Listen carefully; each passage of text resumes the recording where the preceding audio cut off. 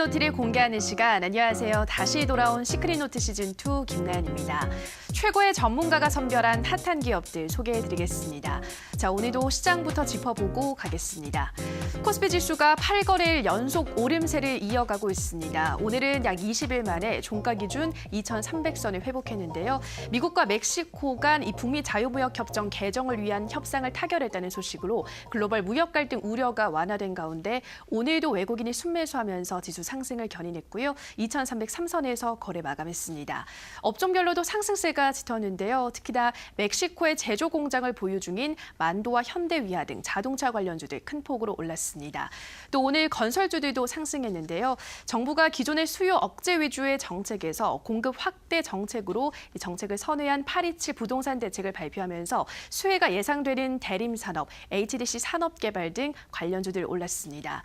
한편 코스닥 지수 어제 27거래일 만에 800선을 회복했는데 오늘은 외국인과 기관의 쌍끌이 매도세로 798선에서 마감했습니다. 업종별로도 하락 업종이 우세했고 시총 상위주들도 대부분 떨어졌는데요. 특히나 스튜디오 드래곤과 CJ E&M 등 컨텐츠 관련주들의 낙폭이 컸습니다.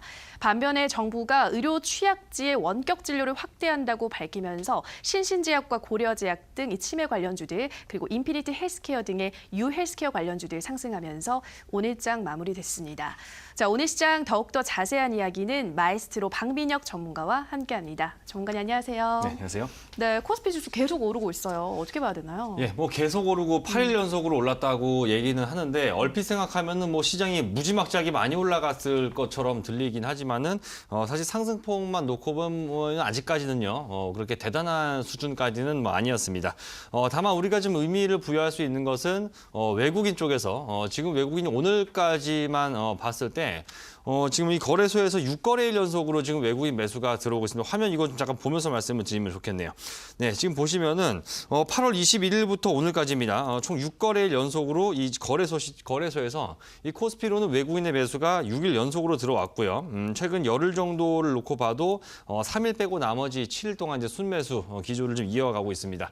6거래일 연속이라는 데 좀 의미 부여를 해야 될 것 같은데 코스피에서 그러니까 거래소에서 외국인이 6거래일 연속으로 매수를 한 게 최근 들어서 사실 없었습니다. 마지막으로 언제였나를 지켜놓고 보면은 차트로 보면 언제냐면 그게 작년 말부터 올해 딱 넘어오는 그 단계 여기 보시게 되면 2018년도 초에 요 1월 달에 잠깐 외국인이 7일 연속으로 순매수가 들어왔던 적이 있었고요.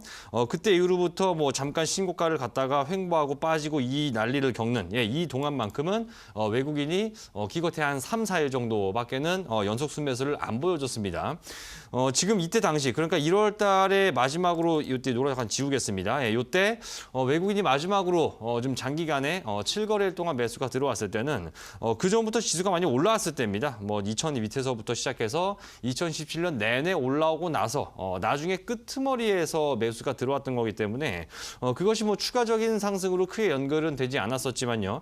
지금은 좀 다르다는 것이죠. 그때 당시보다 지금 이 코스피 같은 경우는 대략 한 300포인트 정도가 아래로 내려와 있는 단계에서 매수가 들어오고 있기 때문에 그때는 저가 매수라는 표현을 쉽게 부실 수 없었겠지만 지금 시장에서 외국인이 매수하는 것은 저점 매수다. 그만큼의 그동안 미중 간의 무역 갈등 이런 부분들로 우리나라 시장이 좀 과도하게 낙폭을 심하게 보였다라는 것에 있어서 일단 외국인 쪽에서는 먼저 좀 반응을 하고 있는 걸로 생각이 됩니다. 코스닥에서는 기관까지도 어느 정도 매수세에 가담을 하면서 좀 수급이 나아지는 모습을 보여줬었는데 이 거래소는 아직까지 기관 쪽에서 이거 좀 다시 잠깐 보면요. 외국인이 사고 있는 반면에 그 오른쪽에 있는 여기 기관 쪽을 보시면요. 기관은 여전히 매수보다는 매도 쪽이 압도적으로 좀 많은 날들을 기록하고 있습니다. 그럼에도 불구하고 지금 시장이 8거래일 연속으로 미약하나마 상승세가 꺾이지 않고 연속으로 계속 올라가고 있다는 얘기는 수급이 지금보다 조금 더 개선이 됐을 때 좀 바꿔 말하면 기관까지도 혹여라도 다시 지금 매수세를 뭐 같이 들어오든가 아니면 기관이 들어오면 외국인이 약간 좀 빠져나갈 수 있는 그런 단기 타이밍에 기관이 그 바톤을 곡선을 이어받아서 대신 매수가 들어갔을 때 지금 펼쳐지고 있는 시장의 반등이 좀 더 좀 지속이 오래될 수 있겠다라는 점에 좀 착안을 해야 될 것 같습니다. 지금 올라와 봤자요.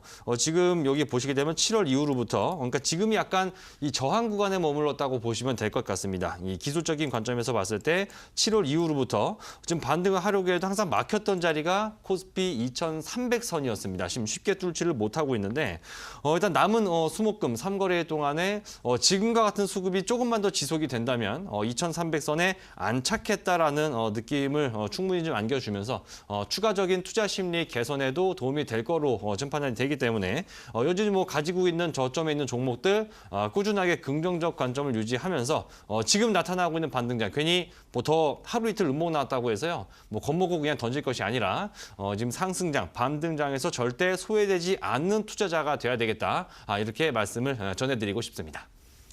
네, 지금 같은 수급의 흐름만 지속이 된다면 코스피 지수 2300선에 안착한 후에 투자 심리는 더욱더 회복될 것이다 말씀드렸고요. 자, 그렇다면 오늘 시장에서는 어떠한 종목들이 급등을 했을지 검색기에 포착된 종목들 살펴보도록 하겠습니다. 네, 첫 번째 종목으로는 배럴 확인하도록 하겠습니다. 이 종목은 오늘 치매 관련주들이 상승한 가운데 관계사의 치매 진단 기술이 주목을 받으면서 상한가에 진입을 했습니다. 정권이 사실 저는 이 종목 의료주로만 알고 있었거든요. 네. 어떻게 봐야 될까요? 그러니까 뭐 갖다 붙일 수 있는 재료가 있으면 갖다 붙이는 거라고 봐야 될 겁니다.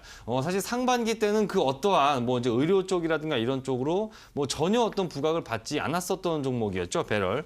아시다시피 그 수영복과 관련해서 지금 래시가드라고 하는 뭐 새로운 거 막 유행을 많이 탔었죠. 실제로 저도 이번에 뭐 여름에 바닷가 잠깐 갔었지만은 래시가드를 많이 보게 됐고 실제로 이게 브랜드 막 적혀 있잖아요. 옷 보면 실제로 이 회사 브랜드를 착용하고 있는 사람들을 굉장히 좀 많이 볼 수 있었습니다. 남녀를 불문하고 그래서 보시게 되면은 일단 상반기까지는 뭐 주가 굉장히 좋았습니다. 지금 상장 연초에 그러니까 여기서 네, 겨울에 상장했어요. 겨울에 상장 시기가 참 좋았습니다. 겨울에 상장했기 때문에 여름이 다가올수록 이제 아까 좀 전에 말씀드린 이 래시가드 수영복의 수요가 증가할 수 있다는 기대감 때문에 10,000원 밑에서부터 시작한 주가가 3만 원대까지 올라갔었는데 지금 그러고 나서 하반기로 넘어오면서 지금 여름으로 바뀌면서부터 올해 뭐 폭염이다, 너무 더워서 사람들이 뭐 바닷가 가지도 못한다, 뭐 이런 얘기 나오고 하면서 좀 주가 겸사겸사 좀 차익 실현 물량들도 많이 출회가 됐고요. 하면서 좀 주가가 많이 빠져서 지금 3만 원대에서 10,000원 초반대까지 거의 뭐 3분의 2 토막 가까이 주가가 빠졌다가 지금 바닥에서 모처럼 만에 상한가가 나온 겁니다. 새로 오늘 시장에서 뭐 뒤에서도 뭐 다른 종목을 말씀드리겠지만 이 치매 치료제와 관련된 이 종목들이 오늘 시장에서 굉장히 강세를 보이면서 일부 제약바이오 업종들도 반등 분위기를 이어갔는데 어떤 관계사를 통한 어떤 이제 분위기 개선 좀 확인할 수 있었고 그리고 지금 이 종목 보면은 뭐 2달 내내 여기 보시게 되면 6월 말부터 8월 말까지 정말 쉴 수 없이 계속 그냥 뭐 빠지기만 했습니다. 근데 한번 이런 생각을 해보자 이거예요. 관계사가 어쨌든 간에 이런 의료업체들, 제약주 바이오와 연결이 돼 있다는 이런 얘기가 만약에 이 회사 주가가요, 조정을 받지 않고 이렇게 꼭대기 구간에 여전히 머물러 있었다면 과연 이 종목이 상한가를 갖겠냐는 겁니다. 그만큼 주가가 많이 내려와 있고 떨어질 만큼 떨어졌다, 빠질 만큼 빠졌다라는 인식이 있었기 때문에 상한가를 갔다고 보여집니다. 그래서 아직까지요 지수가 뭐 크게 반등도 못했어요. 사실 거래소 같은 경우도 아직 밑바닥에서 올라온 거 5%도 못 올라왔습니다. 여전히 바닥권에 있는 종목들 가운데서 이렇게 약간의 어떤 연관되어 있는 조금의 어떤 재료만으로도 급등할 수 있는 종목들이 굉장히 많이 있기 때문에 좀 단순히 많이 물론 이제 많이 빠져 있는 것 모든 종목들이 급등을 담보하는 것은 아니겠습니다만 약간 잊혀졌던 재료들이 다시 부각이 되면 그동안에 못 갔던 부분들 뭐 일주일, 2주일 동안 올라갈 것들을 오늘 배럴처럼 이렇게 한 번에 상한가로 쏴버리는 경우도 나올 수가 있기 때문에 물론 이제 그 상한가 검색기를 통해서 활용한다면 당일날의 어떤 수익도 가능하겠지만요. 이렇게 좀 저점권에 있는 종목들 버리지 말고 이럴수록 종목 내용들을 꼼꼼히 잘 따져봐야 되겠다. 이렇게 덧붙여서 말씀드리겠습니다. 네, 이렇게 배럴처럼 저점에 있는 바닥에 있는 종목들 내용을 꼼꼼히 따져보시라 말씀을 드렸고요. 자, 다음 종목으로는 라이온 캠텍 확인하겠습니다. 이 종목은 합성 왁스 및 인조 대리석을 제조하는 업체인데요. 오늘 장중 13% 넘게 상승했지만 상승폭 거의 다 반납을 하면서 1%대에서 상승 마감했습니다. 중간에 거의 다 반납을 해버렸잖아요. 어떻게 네. 봐야 되나요? 일단 뭐 검색기라는 게 이게 사실 단기 종목 하는 그 영향이 좀 크기 때문에 일단 뭐 단기 수익을 10% 이상 볼 수 있었던 기회는 충분히 있었지만 있지만은 혹시라도 여기 있는 거를 좀 더 끌고 가면서 어쨌든 이 종목도 좀 잠시 뒤에 차트를 보시면 아시겠지만 굉장히 바닥권에 아직 머물러 있거든요. 그래서 추세를 타고 혹시 올라가지 않을까라는 기대도 한 번쯤 가져볼 수 있는 종목인데 일단 차트 보시면 얘가 사실요 중간중간에 한 번씩 이렇게 좀 튀어 올라가는 모습이 나오긴 하는데요. 4월 말에 잠깐 있었고 7월에는 더 잠깐이었습니다. 7월에 있었던 반등 같은 경우에도 오늘과 마찬가지로요. 뭐 장중에 20% 넘게 정확히는 25%였네요. 장중 25% 넘게 급등 나왔다가 역시나 다 토하면서 마무리가 됐었고 오늘도 10% 넘게 급등 나왔다가 다 반납하면서 종가는 1.4% 상승에 그치는 모습입니다.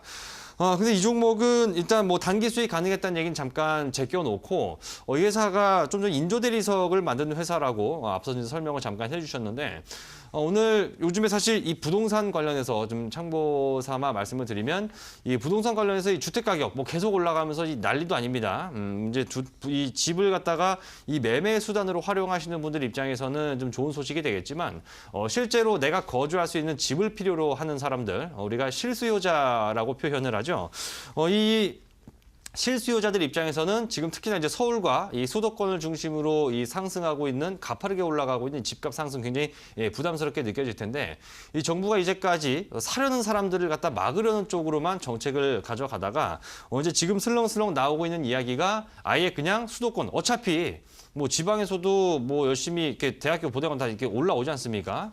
웬만한 회사라든가 이런 것들이 물론 이 지방으로 분산을 하려고 하지만 여전히 이 서울과 수도권의 수요가 주택 수요가 많기 때문에 아예 그냥 공급량을 늘려버리면 가격이 잡힐 수도 있겠다. 이런 얘기들이 나오면서 오늘 건설주들이 올라갔는데 요즘에 여러분들 그 새로 짓는 주택이라는 거 들어가서 보시면 아시겠지만요.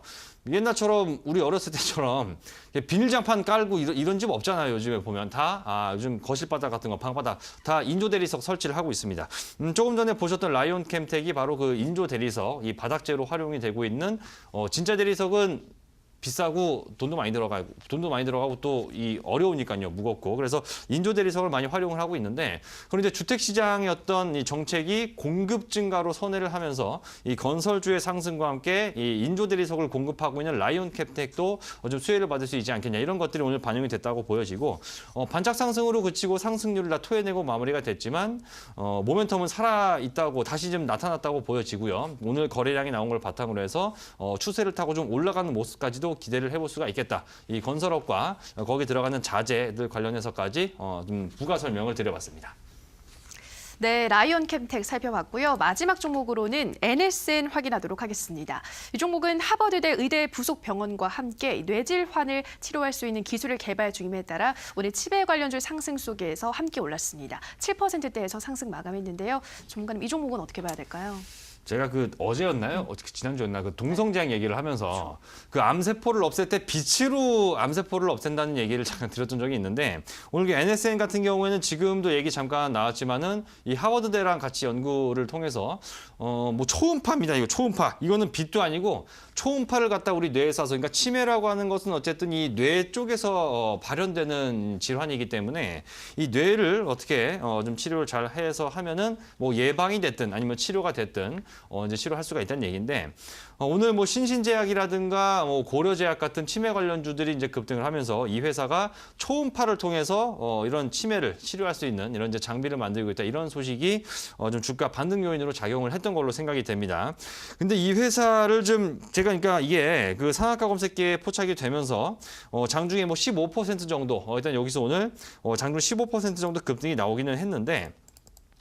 이거는 장기 투자 관점에서는 조금 물음표를 던져야 될 필요가 있습니다. 왜냐하면은 첫 번째로 일단 이 회사가 먼저 뭐 실적을 봤을 때 2015년부터 작년까지 3년 연속 적자를 기록을 하고 있는 회사입니다. 그래서 만약에 올해까지 적자가 지속이 된다면 4년 연속 적자가 되죠. 그러면서 이제 관리 종목으로 지정이 될 수 있는 이런 이제 불안 요인을 첫 번째로 하나 또 안고 있고요.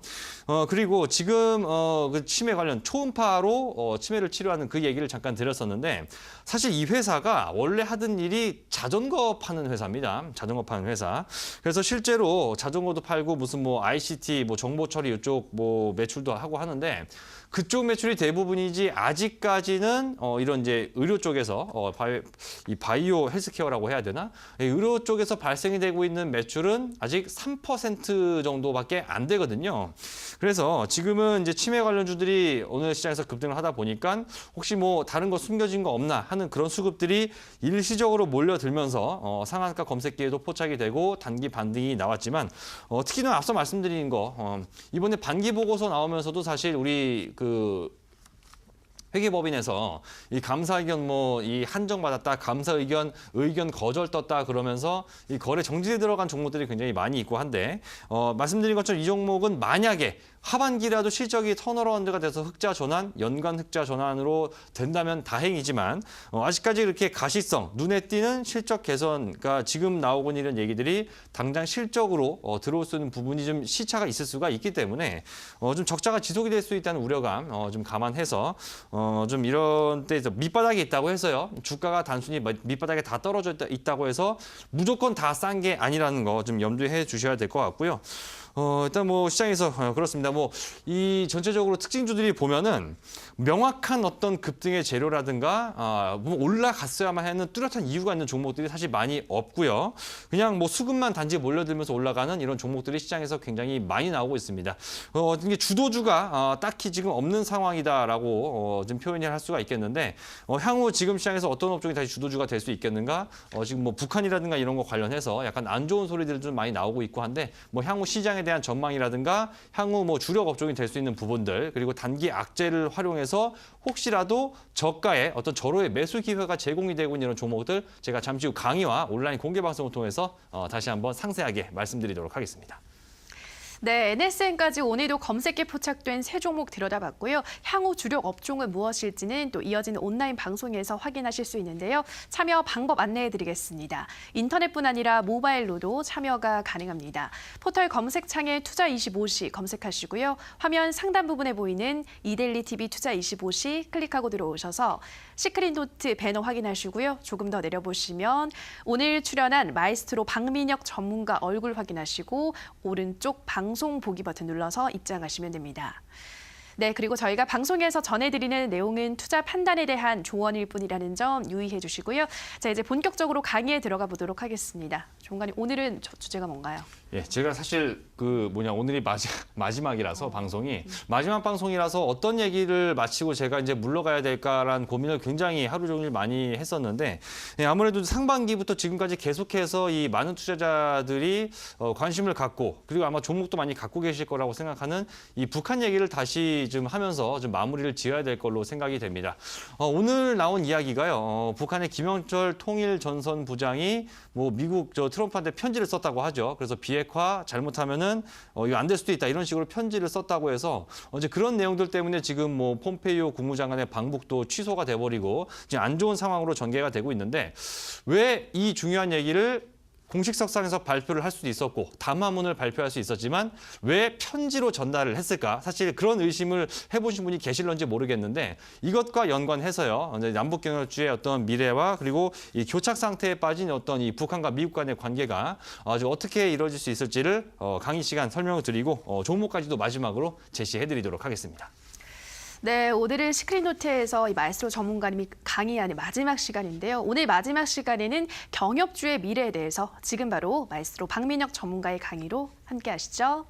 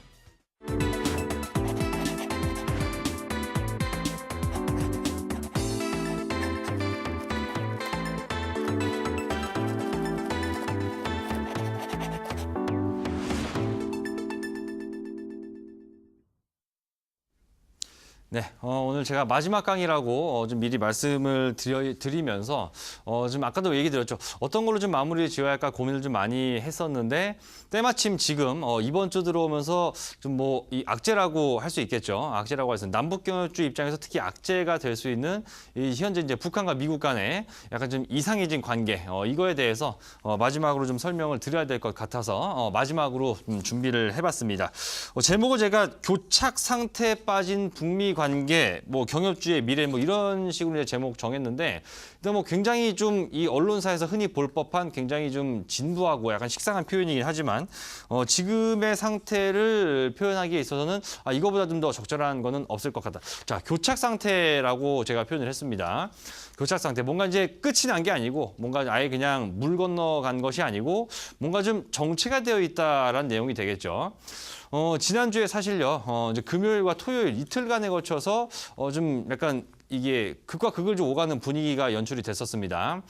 지난 금요일 기준으로는 미국의 이 마이크 폼페이오 국무장관이 다음 주, 그러니까 지난주에 다음 주라고 얘기했으니까는 이번 주죠.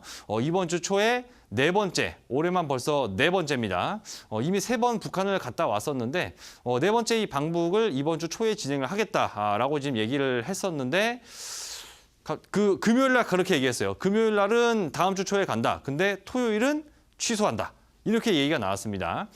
그 과정에서 왜 도대체 그러는 것인지 약간 좀 긴가민가했던 이제 물론 발표상으로는 트럼프 대통령의 말로는 북한의 어떤 비핵화에 있어서 뭔가 좀 준비가 제대로 돼 있지 않다라는 표현을 했었는데 이 오늘 날짜로 오늘 우리나라 시간으로 워싱턴 포스트에서 나온 기사가 그 이유를 좀 명확하게 설명을 해준 것 같습니다. 아까도 제가 말씀드렸지만 김영철 통일전선부장, 북한의 김영철 통일전선부장이 트럼프한테 이 편지를 서한을 발송을 했는데 그 내용에서 지금 이런 분위기로 가다 보니까 약간 좀 제가 의역해서 이해하기 쉽게 풀어서 설명을 해드리는 건데 이런 분위기 속에서는 비핵화를 정상적으로 진행하지 못할 수가 있다 우리 이런 식으로 약간 협박성이라는 말까지도 국내 언론사를 통해서는 좀 나오고 있는 것 같습니다. 근데 여기서 한 가지 의구심이 드는 거는요. 물론 이제 그것만 직접 보면 야 이거 잘못될 수 있겠구나라는 생각이 들지만 저는 그것을 보는 순간 이런 생각이 들었어요. 이게 분명히 사실 방법은 여러 개가 있습니다. 북한 사람들 맨날 하는 거 있잖아요. 맨날 하는 거. 뭐 그 북한 조선중앙 TV 나와가지고 그 말 무섭게 하는 그 아나운서 그분 있지 않습니까? 여자분 해가지고 뭐 이렇게 경고성 발언을 할 수도 있는 것이고 아니면은 따로 뭐 통일전선부장 김영철 통일전선부장이 자기가 그냥 담화문을 발표할 수도 있을 것이고 공개적으로도 강하게 어필할 수 있는 방법들은 많이 있었겠지만 왜 이거를 편지를 이렇게 써가지고 그냥 뒤에서 쓱 줘버리는 약간 이런 분위기를 만들었을까? 여기 좀 의구심이 드는데. 지금부터 제가 약 20분간에 걸쳐서 말씀드린 내용을 듣다 보면 왜 이것이 어떤 공개적인 공식상의 발표가 아니라 왜 편지로서 전달이 됐는지 아마 조금씩 감을 잡으실 수 있을 거라고 생각을 합니다. 어쨌거나 이렇게 지금 여기 왼쪽이 그분입니다. 왼쪽이 마이크 폼페이오 미국 국무장관, 오른쪽에 있는 분은 말 안 드려도 다 아실 거라고 생각이 됩니다. 자, 이번 주에 어쨌든 간에 폼페이오 국무장관이 북한을 방문할 거라고 예고를 했었기 때문에 그 기대감 때문에 사실 지난주에 약간 남북경협주들의 반등이 있었습니다. 8월 한 달 동안에 남북경협주가 바닥을 딛고 조금씩 계속 올라오고 있던 상황이었죠. 근데 금요일 장 끝나고 토요일 날 아침에 이 얘기가 갑자기 나와버렸습니다. 방북 취소 이야기가. 그러면서 뭔가 좀 뒤통수를 맞아버린 이런 남북경협주가 하락으로 가는 것은 어떻게 보면 좀 당연한 결과로 진행이 되고 있는데 오늘 장에서도 이 많이 빠진 종목들 위쪽부터 쭉 정리를 해보면 다음 화면인데요.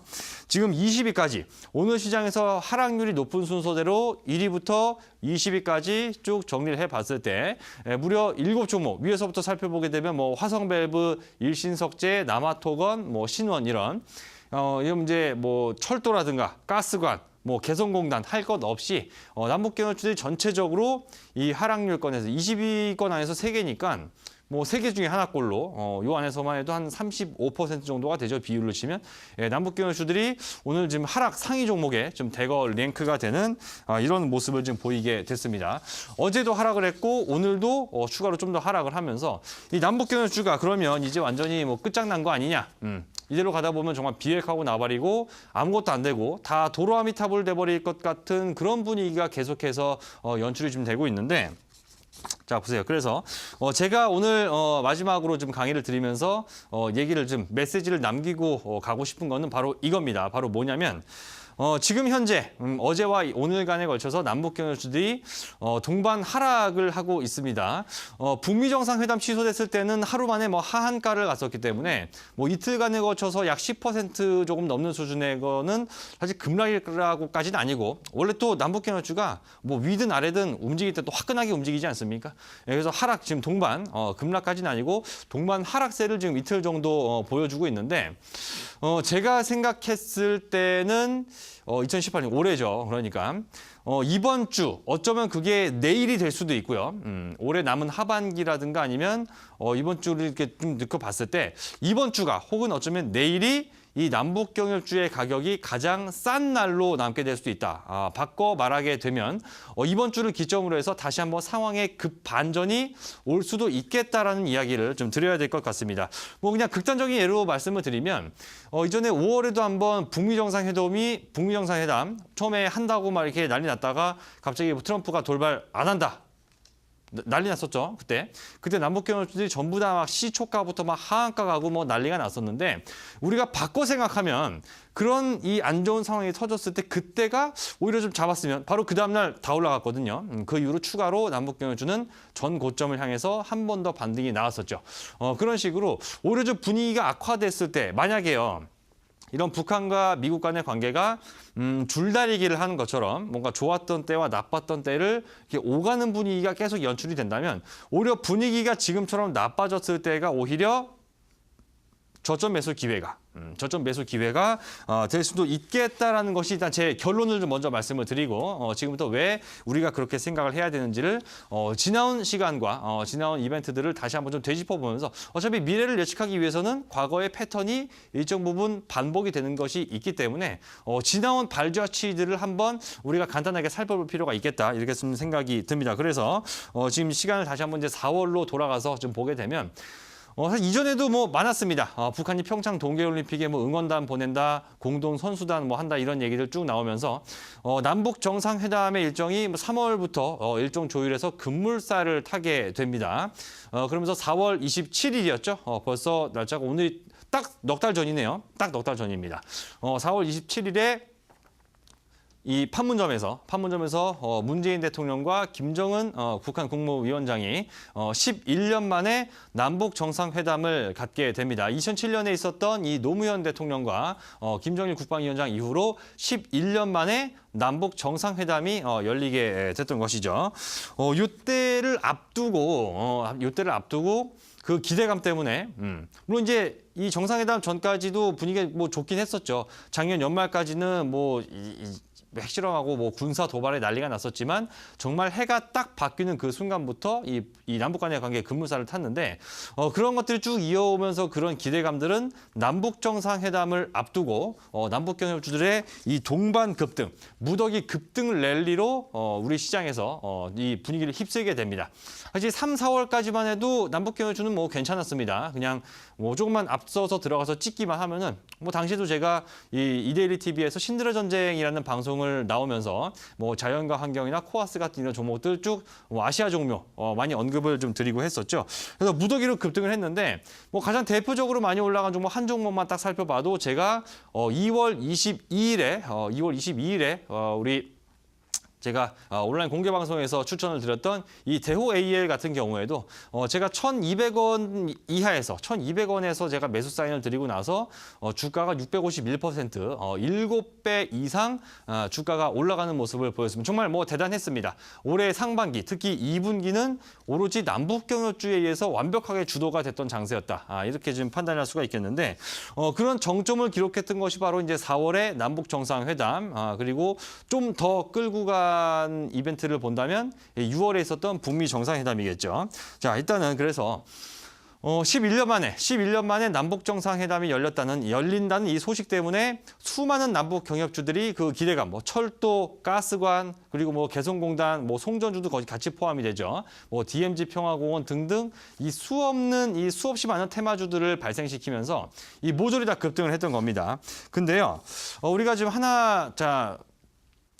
좀 살펴봐야 될 부분이 있습니다. 자, 제가 방금 좀 전에 이번에 열렸던 4월 27일에 열렸던 이 남북 정상회담이 11년 만에 열렸다고 말씀을 드렸는데 이게 굳이 순서로 따지면은 세 번째입니다. 사실 김대중 전 대통령 있을 때도 한 번 했었고 이 노무현 전 대통령 때 한 번, 그리고 이번에 문재인 대통령 때 또 한 번, 이렇게 세 번째로 발생된 이벤트죠. 근데 한번 생각을 해보자 이겁니다.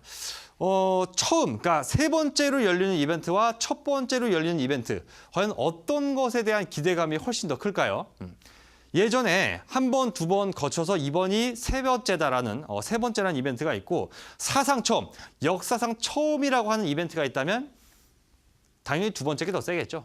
이건 이미 했었고 과거에 한 번 했던 거를 또 하는 것과 한 번도 하지 않았던 것이 사상 처음으로 하는 것과는 그 무게감에 있어서 정말 어마어마한 차이가 있는 겁니다. 이것이 뭔 얘기냐면 남북 정상회담은 그렇게 세 번째로 이번에 진행이 됐던 거고요. 세 번째 진행이 됐던 것이고 4월 27일입니다. 그리고 북미 정상회담은 사상 처음입니다. 이제까지 미국의 그 어떤 대통령도 북한의 지도자, 뭐 김일성, 김정일, 김정은까지 통틀어서 그 어떤 미국의 대통령도 북한의 지도자와 직접적으로 1대1로 정상회담을 가진 적은 단 한 번도 없었죠. 근데 이번에 미국의 도널드 트럼프 대통령이 처음으로 한 겁니다. 그래서 이 기대감이 역시나 시장에서 뭐 어마어마하게 불어닥쳤죠. 그 날짜가 바로 언제냐면 6월 12일입니다. 6월 12일에 사상 최초의 이 북미 정상회담이 이 싱가포르에서 열리게 됐죠. 이 센토사 섬에서 열리게 됐습니다. 그래서 그런 뭐 기대감들 쭉 나오면서 약간 남아있는 남북 경협주들 남북 정상회담을 남북 정상회담 이전에 고점을 기록하고 내려오는 종목들, 그 종목이 다시 한번 이 북미 정상회담이라는 더 큰 이벤트를 앞두고 나서 좀 더 올라가는 모습들을 보여줬었습니다. 자, 이제 우리가 그래서 이제 지나간 얘기 어차피 다 아시는 내용일 테니까 이제 여기서 우리가 앞으로의 북미 관계, 남북 관계, 나아가면 북중 관계까지도 생각해 볼 때 과연 이런 것들이 어떠한 흔적들을 남겼냐를 첫 번째로 좀 생각을 해봐야 될 것 같은데 그래서 좀 우리가 먼저 살펴봐야 될 부분은 바로 이 6월 12일 이날이었죠. 바로 6월 10일 싱가포르 이 센토사 섬에서 열렸던 이 사상 최초의 북미 정상회담에서 과연 이제 어떠한 얘기들 표면적으로 이런 뭐 선언문이라는 것이 나오는데요. 굉장히 상징적인 의미는 충분히 갖고 있기 때문에 뭐 이행을 해야 된다는 뭐 법적 효력이 있는 게 아니죠. 지키지 않는다고 해서 뭐 구속이 된다거나 그런 건 아니지만 이 분명한 상징적인 의미가 있는 것이기 때문에 이 선언문을 이 전 세계에 일단 중계 방송된 겁니다. 그래서 혹시라도 먼저 이거를 지금 제대로 안 하는 쪽에서는 어떤 국제사회의 어떤 비판이랄까요? 비난이랄까요? 이런 것들을 받게 될 수가 있다는 거죠. 그 내용을 그래서 간단하게 살펴보면 굉장히 뻔한 내용입니다만 얼핏 보면 뻔한 내용이고요. 또 다른 한편으로 생각하면은 굉장히 의미심장한 내용이라고 볼 수가 있겠죠. 첫 번째로는 이건 뭐 뻔한 얘기다. 미국과 북한은 이제까지 어떤 이 더러웠던 관계를 청산하고 새로운 관계를 수립하도록 만들어가도록 노력을 하겠다라는 것이 첫 번째. 이건 제가 요약해서 쓴 겁니다. 원래는 되게 장문인데 제가 좀 요약해서 쓴 거예요. 자, 두 번째는 그것을 바탕으로 해서 한반도의 이 남한, 북한 지금 갈라져 있는데 항구적인 평화 체계를 구축하기 위해서 계속 노력을 하겠다라는 얘기가 이제 두 번째가 되고요. 세 번째로는 그 북미 정상회담 이전에 있었던 이 4월 27일 남북 정상회담에서 나왔던 이 판문점 선언, 이거를 확실하게 이행을 하면서 여기 이제 비핵화라는 말이 이제 여기서부터 슬슬 나오기 시작을 하는 겁니다. 그래서 비핵화를 이제 해 나가겠다라는 얘기가 되겠죠. 북한에서 핵을 점진적으로 버리겠다, 포기하겠다라는 얘기가 됩니다. 네 번째는 요거는 실제로 진행이 됐었죠. 실제로 했던 겁니다. 이 전쟁 포로와 그 이제 실종자 유해를 찾아서 이 미국 본국으로 송환을 하겠다. 요거 이제 찾아서 같이 발굴하겠다 이 얘기 했었는데 요거는 실제로도 했었습니다. 실제 했기 때문에 이거는 뭐 통과됐고. 자, 그다음에 다섯 번째. 앞으로 이제 북한과 미국 이 정상회담은 진행이 됐었는데 실질적인 어떤 실무자들, 고위급 실무자들이 만나서 후속 협상을 계속해서 벌여나가겠다라는 것이 이제 마지막 요 4개 이후에 추가로 하나 더 나왔던 얘기입니다. 요 5번째 요거 때문에 이제 뭐 폼페이오 미국 국무장관이 계속 뭐 북한 들락날락하고 뭐 이렇게 했던 건데요. 이번에 4번째 방북을 앞두고 취소가 나온 요 사태입니다. 근데 지금 이런 것 쭉 나오고 지금 이제 폼페이오가 아까 말씀드렸죠. 이제 북한 방북 일정을 일단은 취소, 뭐 연기라는 표현도 있고 취소라는 표현도 있고 뭐 어떤 것이 맞을지는 좀 있으면 결과를 두고 보면 알 수 있겠죠. 근데요.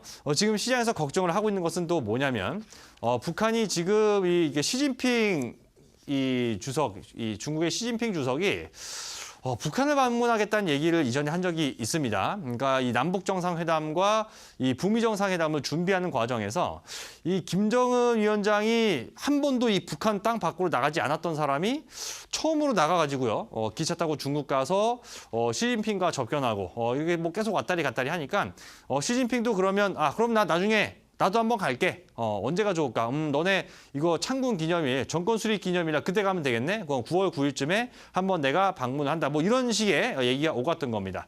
그래서 이제 다다음 주입니다. 이 9월 9일에 북한 정권 수립일, 우리가 이제 구구절이라고 흔히 많이 표현을 하고 있는데 이때 시진핑이 방북할 가능성이 이 완전 100% 정부에서 이 중국 당국에서 공식적으로 발표한 건 아니었기 때문에 100% 확정된 사항은 아닙니다만 지금 방북할 가능성, 북한을 방문할 가능성이 매우 높다고 이야기를 하고 있는데 여기서 뭔가 리스크를, 그러니까 위험이 좀 더 커지는 게 아니냐라는 생각들을 많이 하고 있습니다. 그러니까 뭐냐면 이 북한하고 미국하고요. 둘이 어쨌든 정상회담을 해서 이제 뭐 비핵화를 쿵짝쿵짝 하고 있는데 꼭 중요한 이벤트를 앞두고 김정은 위원장이 이 중국, 그러니까 시진핑하고 한번 만나고 나면 꼭 뭔가 좀 태도가 약간 좀 변해 있다라는 거예요. 이건 트럼프도 뭐 몇 차례 얘기를 했던 겁니다. 그래서 이 트럼프의 속내는 이 북한의 김정은 위원장이 이 중국의 시진핑 주석하고 만나는 거를 솔직히 별로 달가워하지 않는다는 거죠. 게다가 좀 전에 사진을 보셔서 알겠지만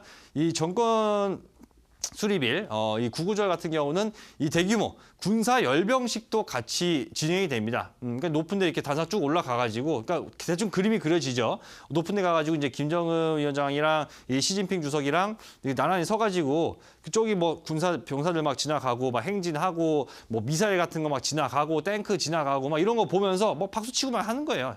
그게 트럼프가 보기 입장에서 얼마나 그 보기 안 좋겠냐 그겁니다. 그래서 요 지금 시진핑의 방북 때문에 트럼프 대통령 그리고 미국 입장에서는 굉장히 좀 기분이 언짢을 수 있다. 그래서 협상 자체를 아예 물러버리는 게 아니냐. 오히려 좀 중국이 뭔가 살살 긁어갖고 중국이 살살 긁어서 북한이 비핵화를 좀 빠르게 진행하는 것을 오히려 약간 좀 막고 있는 게 아니냐. 이런 얘기들이 지금 많은 분들이 얘기하시더라고요. 근데 이 과거에 지나왔던 흐름들을 생각해 보면은 그거는 아니었다라는 결론이 나왔습니다. 지금요 보시게 되면 지금 이 시진핑 이 중국 국가 주석이 뭐 북한 방문한다고 하고 자꾸만 중국이 북한의 비핵화를 약간 좀 이렇게 못하게끔 빨리빨리 북한의 이 비핵화가 진행되는 것을 약간 달가워하지 않는 걸로 오해하시는 분들이 좀 굉장히 많이 있는데 이 과거에 나왔던 기사 중에 하나인데요.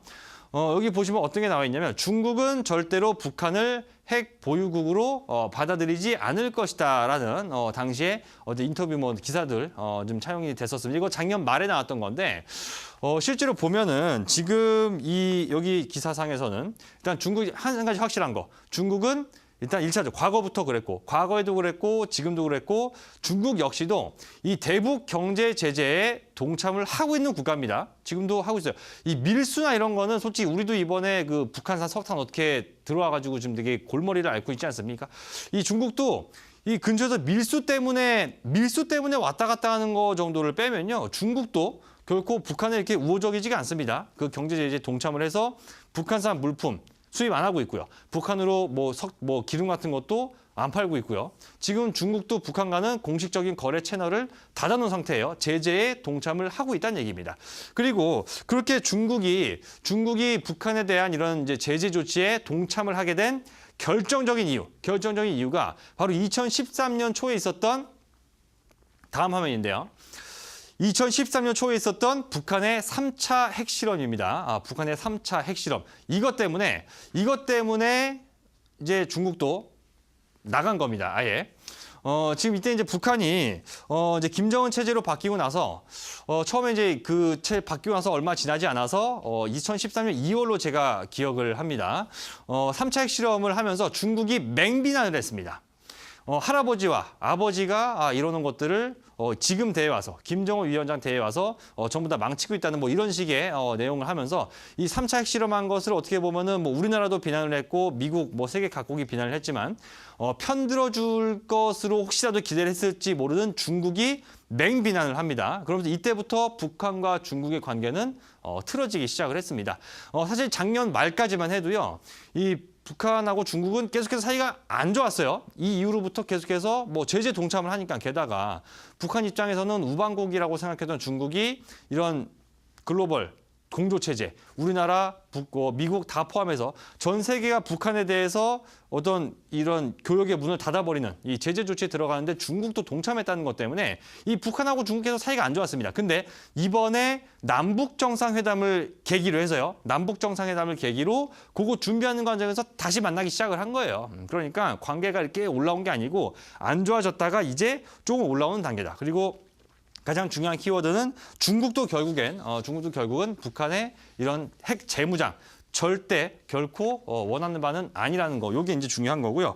그래서 제가 뭐 이건 한가에서도 얘기를 하고 있는 것입니다만 이번에 구구절을 계기로 해서 시진핑 주석이 북한을 방문하고자 하는 것은요. 딱 요겁니다. 명분을 위해서입니다. 명분을 쌓기 위해서예요. 만약에 지금처럼 속전속결, 트럼프 미국 대통령이 원하는 것처럼 속전속결로 북한의 비핵화가 진행된다면 중간에 중국에서 뭐 했습니까?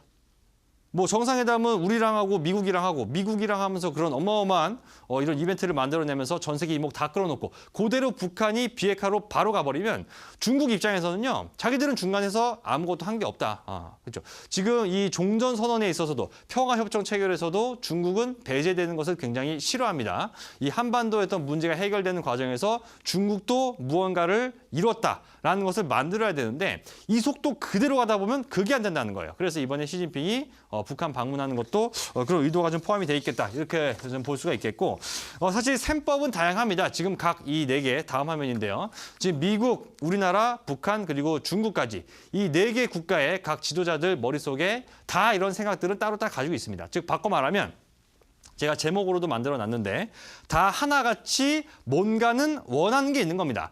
원하는 게 있고 얻어야 하는 것이 있기 때문에 지금 벌어지고 있는 이 협상의 판을 절대로 깨버릴 수가 없다는 것이죠. 자, 보십시오. 일단 김정은 북한 국무위원장 같은 경우에는 지금 장기간 동안 진행되고 있는 이 대북 제재 조치 때문에 나라 경제 원래도 안 좋았지만 더 피폐해져 가고 있습니다. 부분적으로 이 자본주의적인 요소들이 도입이 되고 있음에도 불구하고 수출과 수입이 제대로 이루어지지 않고 있다면 북한 경제 더더욱 어려워지겠죠. 그것을 회복하기 위해서라도 지금 이 김정은, 그러니까 북한 입장에서는 절대로 지금의 판을 깨서는 안 되고 일부라도 비핵화의 어떤 추가적인 행동에 나설 수밖에 없는 상황입니다.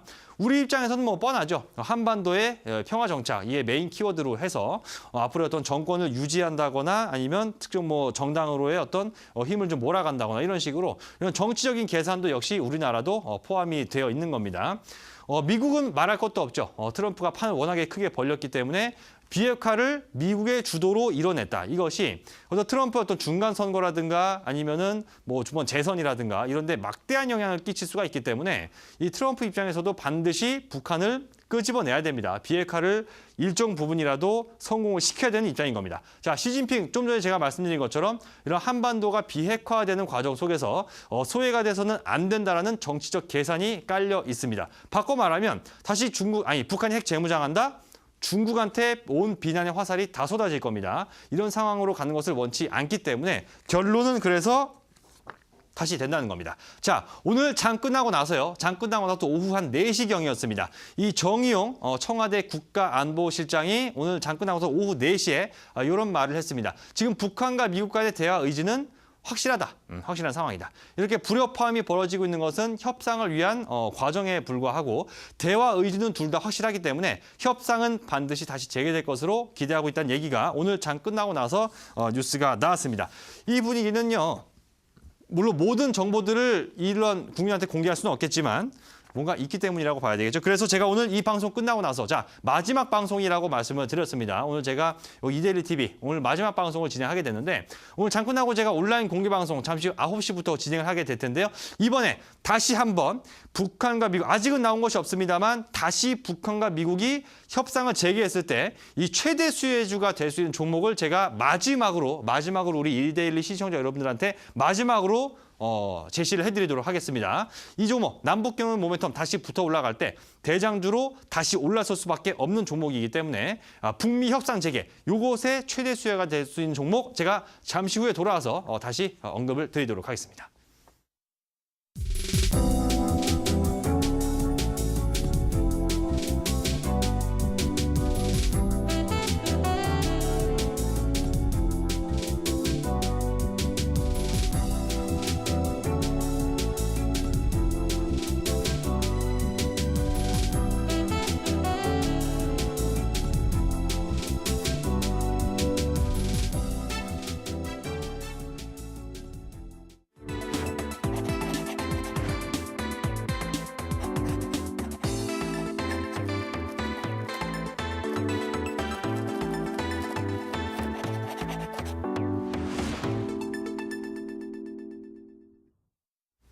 네, 오늘은 마에스트로 전문가님의 시크릿노트 마지막 강연 함께 하셨는데요. 경협주의 미래를 확인하셨으니까 이제는 그럼 종목을 확인하셔야 할 텐데 전문가님 이어지는 방송에서 어떤 종목 말씀하시나요? 예, 경협주 중에서 아까 말씀드린 것처럼 어쨌든 간에 지금 이 북한과 미국 간의 대화가 단절된 것처럼 보이는 순간이지만 사실 이거는 제가 좀 전에 강의에서 말씀드린 것처럼 절대로 끊어질 수가 없는 또 이 구조적인 측면을 가지고 있습니다. 그렇기 때문에 오늘 제가 이제 마지막으로 오늘 이 시크릿노트 마지막 방송 하게 되는데 제가 없는 사이에 여러분들이 그냥 갖고 계시면 9월 중에 반드시 우리 시청자 여러분들한테 큰 수익을 안겨드릴 수 있는 종목 제가 마지막 오늘 온라인 공개 방송인데요. 잠시 9시부터 진행할 테니까 종목 마지막 종목 반드시 알아가시라고 다시 한번 말씀드리겠습니다. 네, 시크릿노트 이후 이어지는 온라인 방송 마지막 방송입니다. 북미 협상 최대 수혜주 어떤 종목인지 방송에서 확인해 보시기 바랍니다. 참여 방법 안내해 드릴게요. 인터넷뿐 아니라 모바일로도 참여가 가능합니다.